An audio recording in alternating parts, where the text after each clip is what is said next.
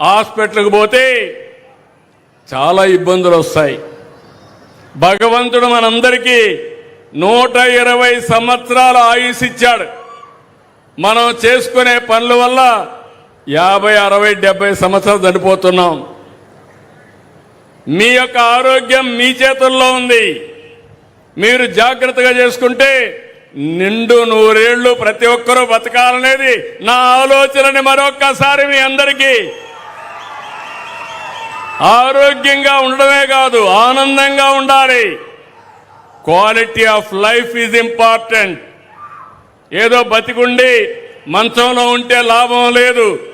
మంచం ఎక్కకుండా ఆరోగ్యంగా ఉండాలంటే మీ ఆరోగ్యాన్ని కాపాడుకోవడం మీ చేతుల్లో ఉంది. దానికి పూర్తిగా సహకరించే బాధ్యత నాదని మరొకసారి మీ అందరికీ హామీ ఇస్తున్నా. ఈ ప్రభుత్వం చిత్తశుద్ధితో పనిచేస్తున్నాం. అందుకే మీరు చూస్తే ఈరోజు ఈ కార్యక్రమం ద్వారా పేదలకు సైతం అందరికీ మెరుగైన సేవలు.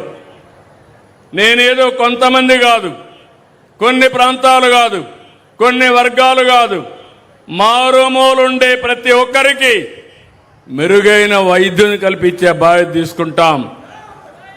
ప్రభుత్వ ఆసుపత్రిలో అన్ని ఖాళీలు పూర్తి చేస్తాం. ఇంకో పక్క నేను మొన్న మాట్లాడాను.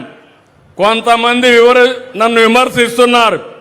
భవిష్యత్తు సుస్థిరంగా ఉండే పాలసీల పైన కూడా దృష్టి పెట్టాను. మీరు కూడా ఆలోచించండి.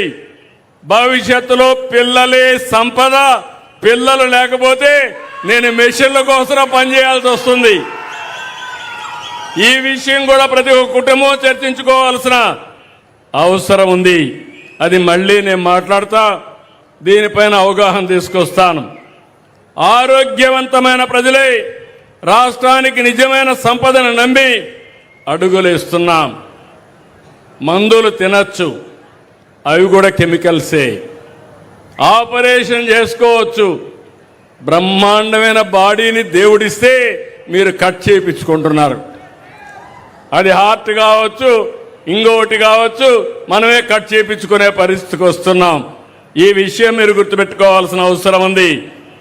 ప్రభుత్వం ఎంతలా వైద్య సంరక్షణ చర్యలు తీసుకున్నా మీ సహకారం చాలా ముఖ్యం. మీ మద్దతు కావాలి. మంచి అలవాట్లు, మంచి ఆహారం, మంచి వ్యాయామం, మంచి ఆలోచనల ద్వారా మన ఆరోగ్యాన్ని మనం కాపాడుకోవచ్చు. యోగా, ధ్యానం, ప్రాణాయామం ఇవన్నీ ఒక్క అర్ధ గంట మీరు చేస్తే మీ జోలికి ఎలాంటి రోగాలు రావు. ఈ విషయం కూడా మీరు గుర్తుపెట్టుకోవాల్సిన అవసరం ఉంది. నేను కొత్తగా మాట్లాడుతున్నాను. Food as a medicine, kitchen as a pharmacy. ఆహారమే మందు, మీ వంటశాలే ఔషధశాల. ఈ విషయం మీరు గుర్తుపెట్టుకోవాల్సిన అవసరం ఉంది. ఈ మాట నేను ఎప్పుడు చెప్పాను.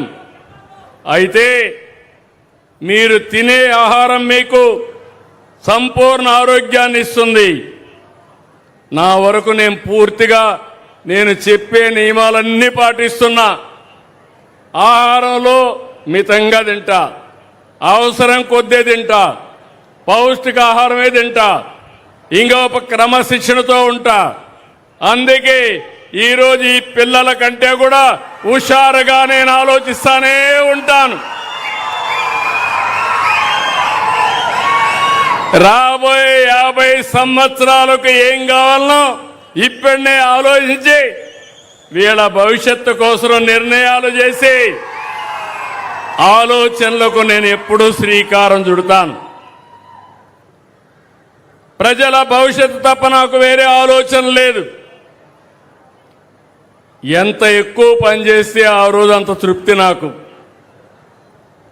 ఈ జిల్లాలో పుట్టాను, మీ కళ్ళ ముందు పెరిగాను, అనునిత్యం నేర్చుకున్నాను, ఇప్పుడు కూడా నేర్చుకుంటూనే ఉన్నా. నిరంతరం నేర్చుకుని మీ జీవితాలు బాగు చేయాలనే ఏకైక లక్ష్యం తప్ప ఇంకోటి లేదు.